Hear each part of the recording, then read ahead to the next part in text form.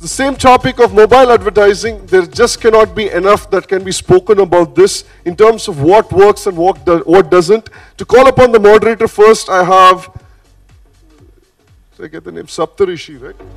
Yeah, that's it. Okay, Saptarshi from Xcube.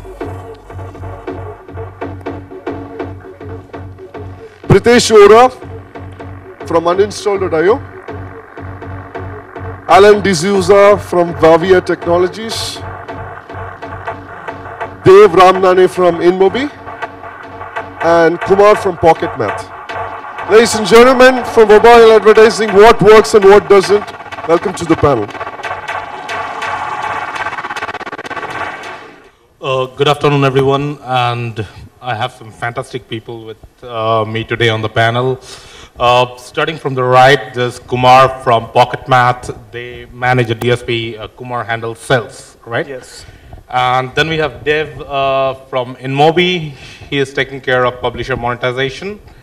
And Pritesh here with uninstall.io, trying to solve the puzzle of uninstall rates. And last but not the least, Alan from Vavia. Vavia is managing Free Paisa, which is a incented download network, right? I am Saptarshi. I am with Xcube Labs, and I take care of Xcube's marketing as well as develop as marketing practice head for Xcube. So my first question, so before we go there, actually, why are we having this session? If we look at it, in 2014, US mobile ad spend was $1.6 billion, and in 2015, it's expected to go to $3 billion plus. And that's just US numbers. We are not even looking at India and China and those big markets where a sizable amount of money is going in. So obviously, with that type of money going in, we need to understand the space better, and that's basically the purpose of this panel. So my first question is a very open-ended question. I'll put it on for Dev. So Dev, at InMobi, I'm sure you're getting a lot of different types of client requirements, different types of campaigns that you're running. So what do you think are the things that are working for clients? What are the things that clients want to do in this space? What's your thoughts?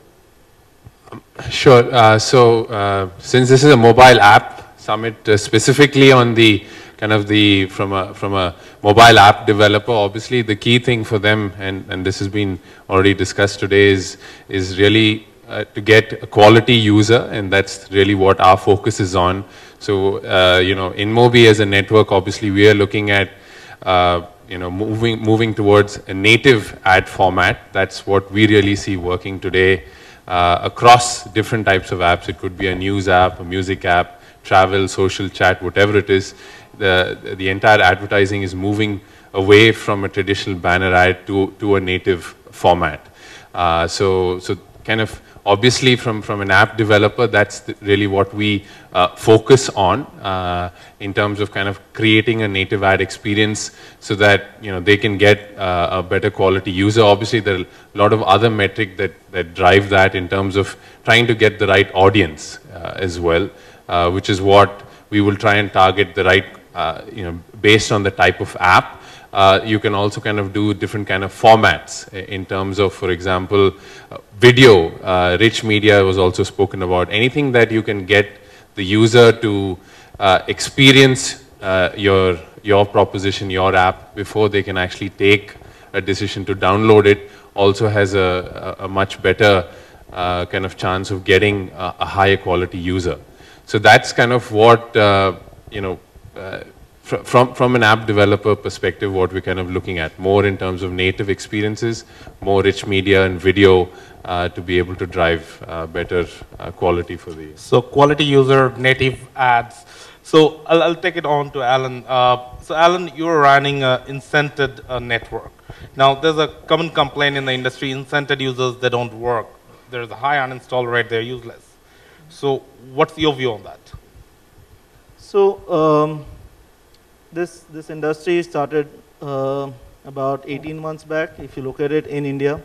India being the fastest growing mobile market right now, one thing that's of key importance to apps is ranking high on the Play Store. And from that perspective, it also means that you need to get your app viral. there are different forms of incent downloads, right? You have something called direct rewards, which is a lot of apps are doing that these days, which is giving free recharges for downloading apps. You also have something called content locking, which happens through games, wherein you have virtual currency being distributed in form of lives, in form of coins and all of that. You have the other part, which is sharing, incentives for sharing your app, right? And that is something that we've seen which has performed well for a lot of app developers, right? And so I see that getting about 40,000-50,000 downloads a day for each app is something that Incent could push, while at the same time getting these kind of downloads further drives a lot of organic users to your app. So that's what, right? By pushing your app through Incent, you're actually getting organic users, right? So you should actually calculate the net retention rate rather than only looking at what Incent is driving. So that's a very interesting clue that you left for me, net retention rate. I'll take that to Pritesh. You are crunching the uninstall numbers. Why don't you talk about net retention rate and how it plays out? Sure. So I'm sure these two guys would definitely hate me after this panel. So I'm going to put some statistics to the general rumors that flow around, right?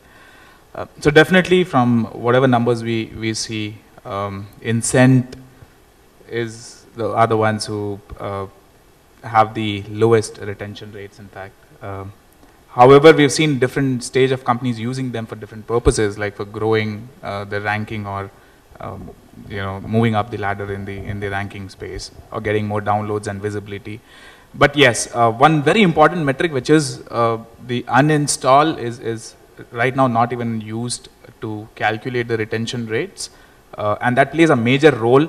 And it should be measured across whether it's an incent or a non-incent, and can truly give you the true picture of how well a source is working, even if it is incent or non-incent. So that key metric is something which can provide a lot of insights to you, can also help you allocate your marketing spends accordingly, and is a must according to us, that you should include while calculating the net retention rate. Okay, fair enough. So Kumar, we actually had a couple of sessions earlier where we heard about programmatic thing, and we see it's very clear that there's a increased focus and awareness in the market about programmatic buying. So what we'd like to understand here is, obviously with so much of data available, programmatic is very likely to perform, it's very likely to do well. But is this something that every other app developer can do? If I'm an indie gamer or an individual app developer, I might not have a big budget, big advertising budget. So is this something that we can leverage? And again, that question is mostly to you guys, and you can always contribute. Yeah, so I think one of the advantages that programmatic brings in is primarily in terms of transparency and control. Let's say when you are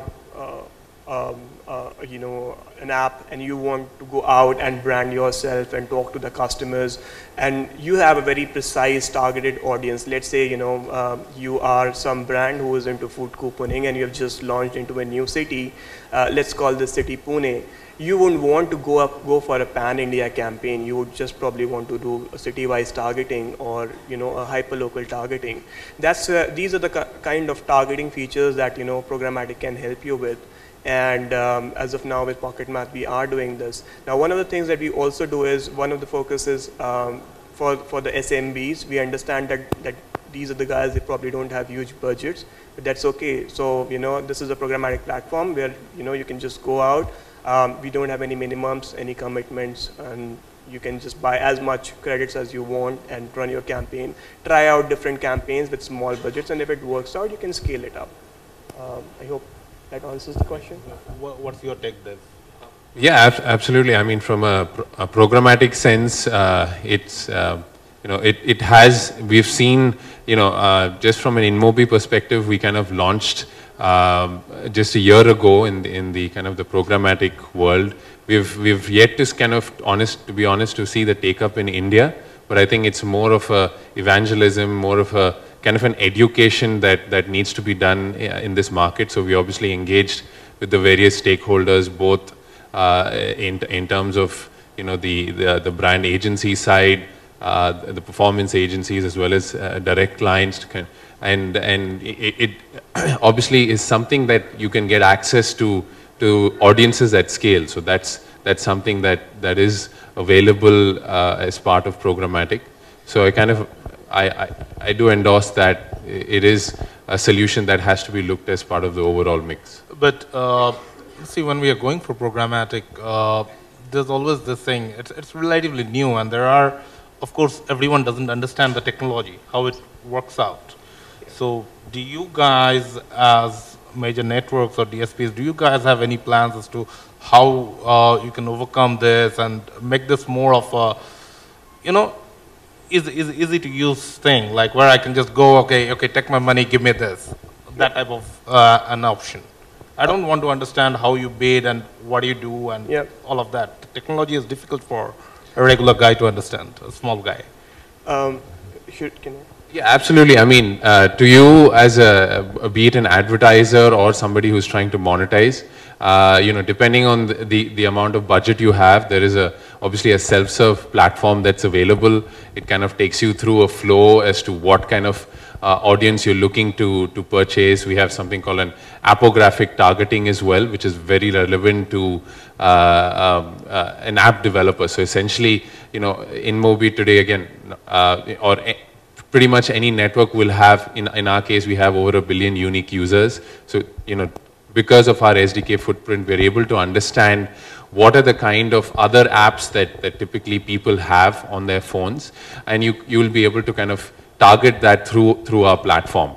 And you don't need to worry and on the flip side, as a monetization angle, where you are kind of using us to drive monetization through ads, you really don't need to worry of who as an advertiser you get access to a complete exchange or the network directly onto your inventory.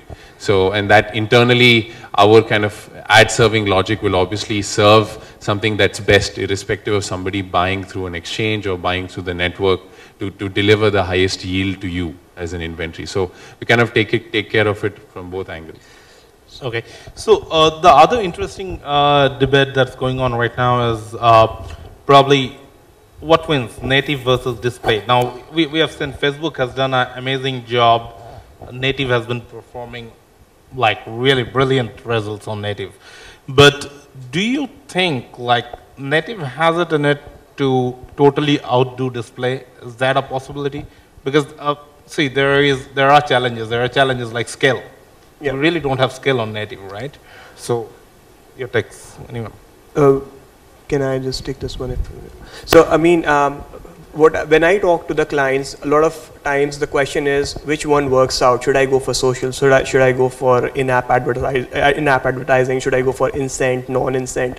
Well, there's no clear answer to this. It all depends on what your goal is.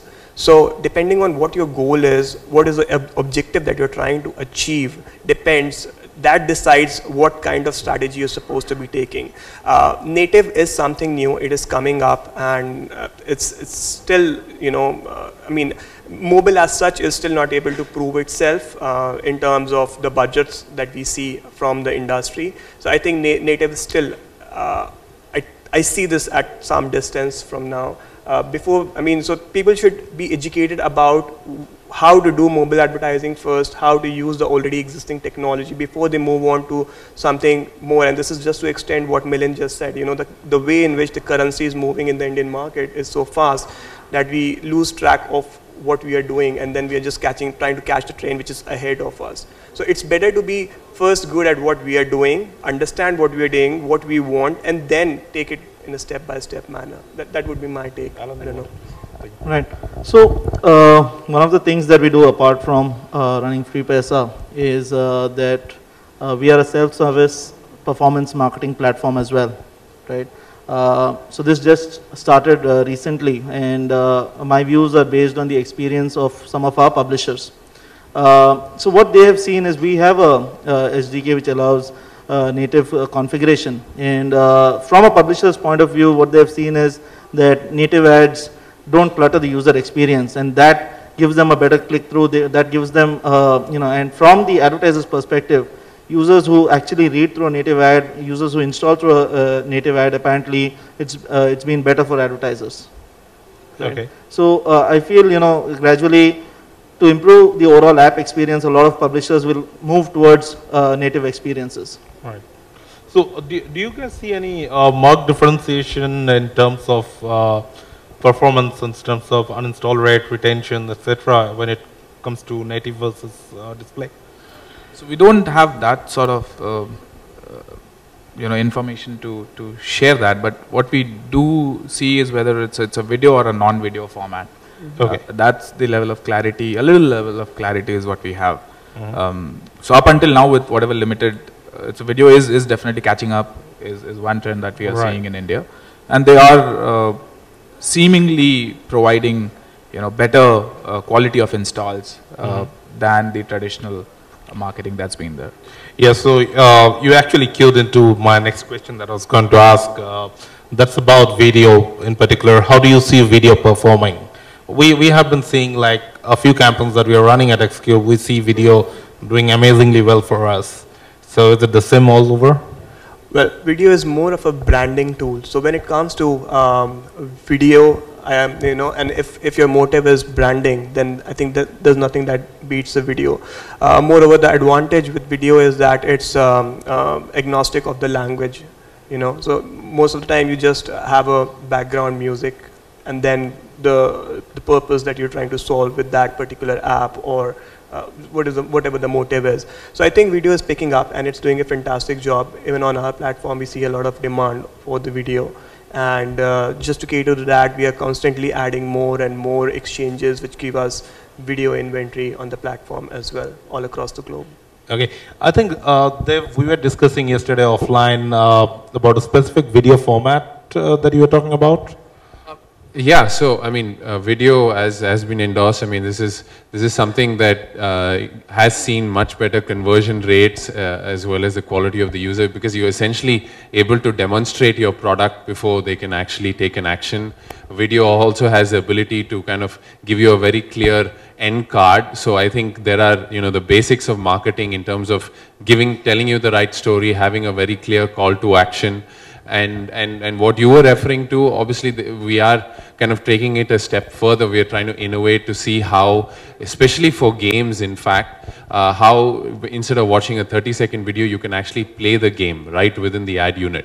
So you can literally virtually instantiate a game in the cloud, and you can do that. So it's kind of, if you can get somebody addicted in those 30 seconds, obviously you're going to have an immediate kind of conversion, and somebody who wants to right then and there play the game. So that's some kind of an innovation we're looking at, and also the concept of rewarded video. Those who game developers in the room, I'm sure you've seen that. That also actually we've seen help your freemium users kind of convert more towards the paid, because you're kind of giving them a taste, right? You're saying, watch this video and maybe you'll get a level up, or you'll get something, to do this. We also have done this in kind of for music sites and apps, where you kind of say, hey, and that's very prevalent here in India as well, where people are happy to kind of watch ads during their music stream. But if you want them to actually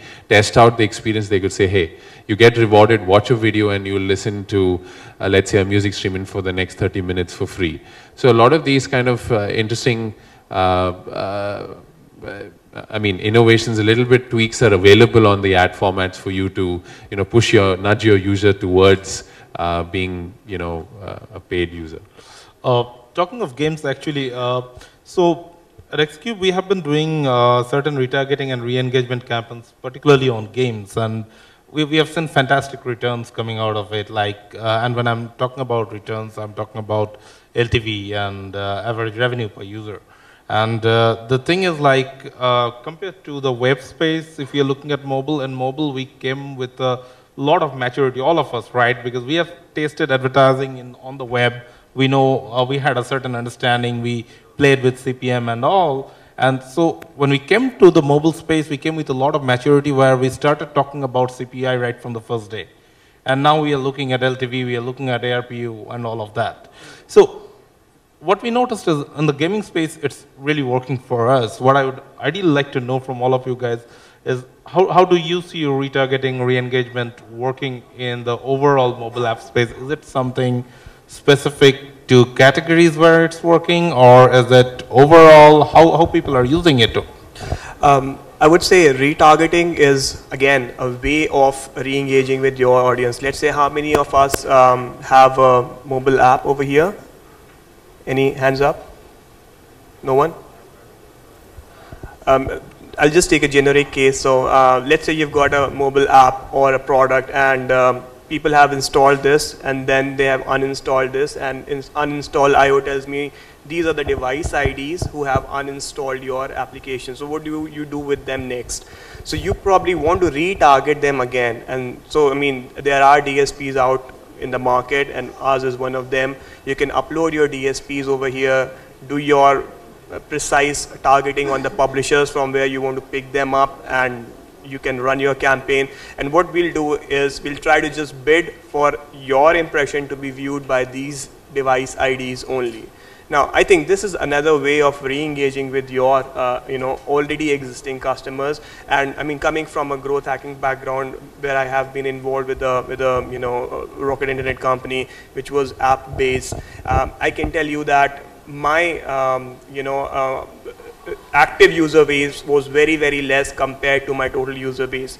So there was this whole 70–80% of the people that I was always trying to chase, but I couldn't. And probably when I got to know about PocketMath, that was the time I was like, wow, I can actually use those people who have not been active for the last 90 days, people who have not been active for the last 30 days, create special coupons for them, just retarget them. And here it's already optimized because I'm already targeting those impressions who have shown an intent to me once in the history. Okay, so Pritesh, do you see any variation in behavior, or how do you see retargeting is bringing back uninstalled users? Do you have numbers in that? Sure. So just to share a premise, one of the reasons why marketing managers really love us and get excited is because we bring a new level of accountability with respect to uninstalls. And so they are empowered now. They go back to the advertisers and demand starting make them more accountable for what they already do. And immediately the next step for that is, now that we expose who and I shared these statistics yesterday, I'm just going to repeat them, is that we are seeing 90% of users who uninstall typically never reinstall the app again. And a very interesting trend that's coming out is around 5 to 15% are automatically reinstalling the app due to some incentive or the other, like an Ola offer or an Uber offer or something like that. However, the marketing managers now are really kicked about the users who have already uninstalled. And they're joyous with the fact that we can give them some information and they can retarget those users with some really specific targeting to get those users back onto the platform. Given the nature that a mobile app, someone's downloaded a mobile app, is more likely to re-download it again if treated nicely or targeted nicely. So that's a trend I see among marketing managers, all marketing managers in fact. They get really excited when we say, okay, you can retarget the users who you've lost. Great. So with that, I think I'll open up the panel for any questions. Very interesting panel. I have a question which is divided into two parts, A and B. First, as you talk about mobile advertising, what can be done and what cannot. First part would be for an ad network like InMobi, and second would be for the uninstall. First thing, like if you talk about an advertiser, right, they pay you for an app install, right? And how do you target, like if you're talking about retargeting or recalling the users by showing him ads and he's coming back to the app?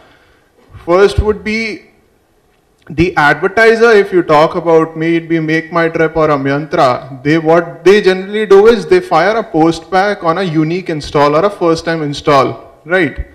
So how would a ad network, specifically a Vavia or a InMobi, track the user that because it's no longer a unique user for you. So how would you track that he's installing, the app user has already been installed our app, he installed Flipkart through my source and again he's installing. How do you figure out this part? Is it a current challenge to InMobi because they have their SDK integrated? And second part would be for uninstall.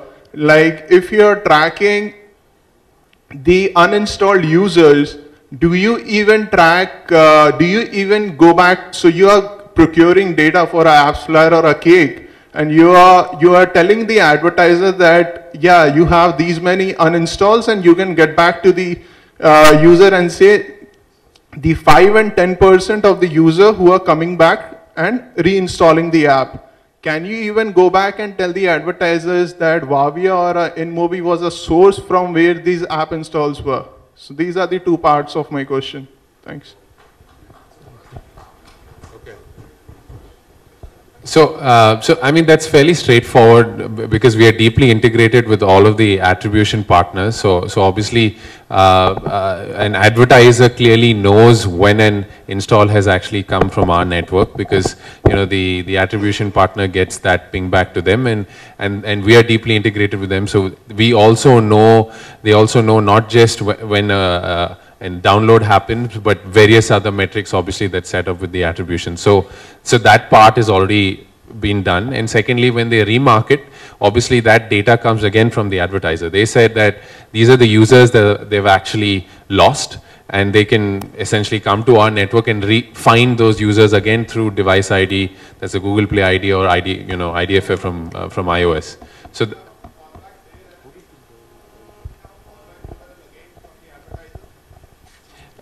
so yes, again, obviously through once you are advertising on our network, there's always a ping back to us when that is complete. So they will have that. Okay. So even in the first place, yeah. Any unique parameter that the advertiser is looking for when he pings back you again for an app install that has occurred? A unique ping back? There's a unique postback that is being fired. So any unique parameter which the advertiser uses while firing back again a postback to you so for the second time? He's probably asking like if there are difference between the regular install postback and retargeting install postback. Yeah, exactly. So is there a difference in that? Device ID is already recorded if I talk about app tracking. I'm not sure about how it happens, but we've seen a unique parameter which differentiates whether it's an install or a reattribution. Yeah. So we've seen that. Coming from attribution players, they are able to differentiate, not all, but there are players who are able to differentiate between an install and a reattribution. And they pass that information back to us. And that's how we also identify certain times, but we have our own mechanisms to identify whether it's an install or a reinstall. And you can identify the sources as well. Oh yeah, absolutely, absolutely. I mean, Yeah. it's, I mean, yeah, beautiful numbers. Great, great, thanks. So, second part, Yeah. I was absolutely, it was a brilliant question, but I got completely lost. So if you can repeat me from an uninstall. So it's like 90% people don't come back to the app. Right. So today I download a Flipkart by seeing an ad. It could be from XYZ sources. It could be coming up from a Opera or a UC browser or from a InMobi, right? So once there are 10 installs from a InMobi or 5 uninstalls from a InMobi and 5 uninstalls from a Opera. You're doing that analytics and you're understanding the uninstalls and installs. Do you even track how many uninstalls? Do you even track how many uninstalls that occurred and the users who actually reinstalled the app were from Opera or InMobi? Do you have that? Absolutely, absolutely. We record every transaction, whether it's an install, a reinstall, or an uninstall. Even if the user has reinstalled the app 1,000 times using a bot, or is it, you know, genuine users who are reinstalling it again, vis-a-vis which source are they installing it from? So is it an InMobi the first time, the second time? Is it Vavia? Is it some Glispa or any other source? Yeah, we absolutely do that. And Great. That's the information. I'll just like to extend this. So that's the information that we also pass on back to mobile marketing managers who are able to harness that information and see, okay, where the reinstalls are coming from and which sources are leading reinstalls back to them. Great. Thanks. Thanks, guys. In the interest of time, we'll wrap up the session. I'm sorry, because we just want to finish one quick keynote before we break for lunch. Ladies and gentlemen, for taking us through interesting insights, please give a big round of applause for the panel. Let's just take a quick one.